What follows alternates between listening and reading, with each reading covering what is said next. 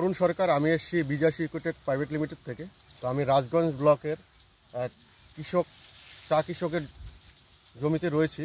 তো ওনার কাছে জেনে নেব আমাদের যে ডিপিভি ব্যবহার করেছেন কি গুণাগুণ উনি পেয়েছেন। দাদা নমস্কার। হ্যাঁ নমস্কার। কি নাম আপনার? আমার নাম হচ্ছে প্রকাশ ঝা। আমার বাড়ি হচ্ছে ভদ্রেশ্বর, রাজগঞ্জ ব্লক, জলপাইগুড়ি ডিস্ট্রিক্ট। আমি এই ডিপিভি ইউজ করাতে দেখলাম যে রেজাল্ট ডিপিভির অনেক ভালো।